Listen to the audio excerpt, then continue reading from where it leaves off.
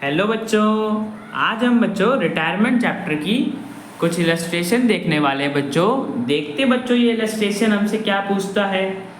तो बच्चों x Y और जेड तीन पार्टनर्स एक फर्म में जो बच्चों प्रॉफिट शेयर करते हैं 4:3:2 की रेशो में।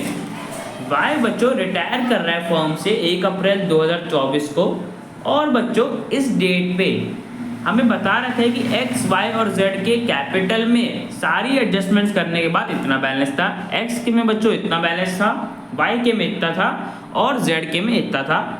आगे बच्चों हमें बोले कि capital of the reconstituted firm will be readjusted by bringing or paying amount so that the future capitals of X and Z be in their future profit sharing ratio. Calculate the amount to be paid or to be brought by the containing partners.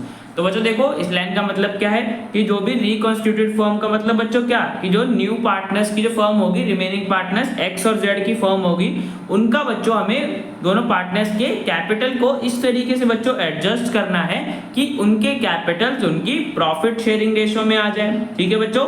और बच्चों इसको adjust करने के लिए partners को amount लेके आना पड़ेगा या विड्रॉ करना पड़ेगा। तो बच्चों हमें क्वेश्चन में वो अमाउंट पूछा है कि न्यू कैपिटल तक पहुंचने के लिए पार्टनर्स को कितना अमाउंट लेके आना पड़ेगा या विड्रॉ करना पड़ेगा। तो बच्चों हमें वो अमाउंट बताना है, पार्टनर के न्यू कैपिटल बताने हैं कि उनके प्रॉफिट शेयरिंग रेशो में क्या अमाउंट होगा कैपिटल्स का।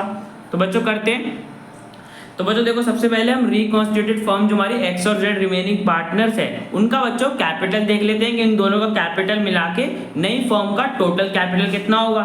तो बच्चों देखो एक्स का हमें दे रखा था इतना 65,800 है एक्स का सारी एडजस्टमेंट करने के बाद, और जेड का बच्चों इतना था 33,800। इन दोनों को बच्चों ऐड कर देंगे तो हमें पता चल जाएगा कि जो एक्स और जेड की बच्चों नई फर्म है वाई की रिटायरमेंट के बाद उसका कैपिटल कितना होगा। तो बच्चों हमारे पास ऐड करने पे 99,600 रुपीज आ रहा है। तो बच्चों हमें पता चल गया कि जो हमारी एक्स और जेड की फर्म है उसका बच्चों टोटल कैपिटल इतना होगा दोनों पार्टनर्स का मिला के।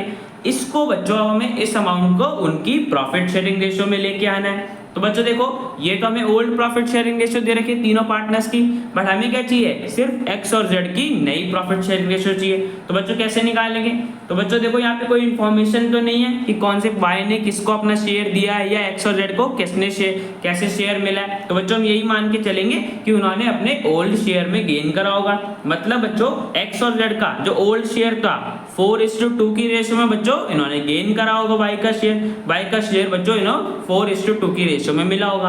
अब देखो बच्चों 4:2 की रेशियो को हम सिंपलीफाई करके 2:1 भी बोल सकते हैं। तो बच्चों हमारे एक्स और जेड पार्टनर्स की नई प्रॉफिट शेयरिंग रेशियो क्या हो गई 2:1। ठीक है बच्चों, हमें न्यू प्रॉफिट शेयरिंग रेशियो पता चल गई।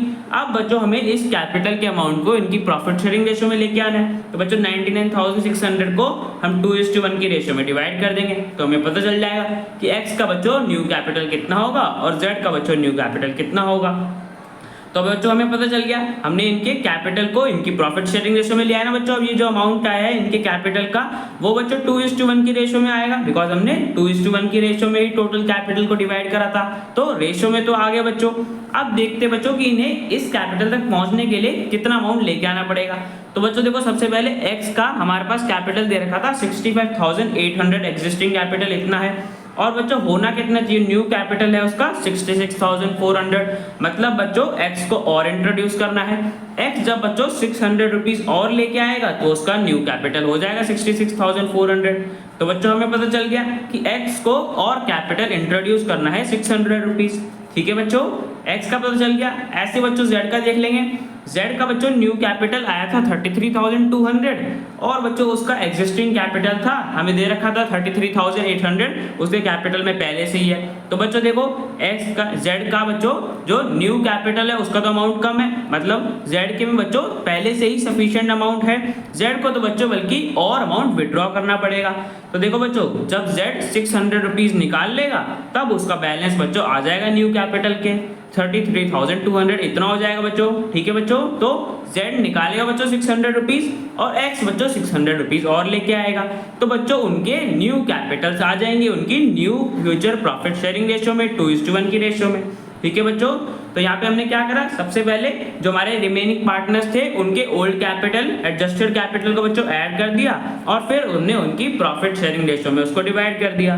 फिर जो उनका एग्जिस्टिंग कैपिटल था उसमें से बच्चों अमाउंट माइनस कर दिया, तो हमें पता चल गया कि उन्हें और कितना पैसा इंट्रोड्यूस करना है या और कितना पैसा विड्रॉ करना है। ठीक है बच्चों, तो बच्चों हमने क्वेश्चन बना दिया, तो बच्चों क्वेश्चन हमारा कंप्लीट हो गया। अब बच्चों मिलते हैं नेक्स्ट वीडियो में।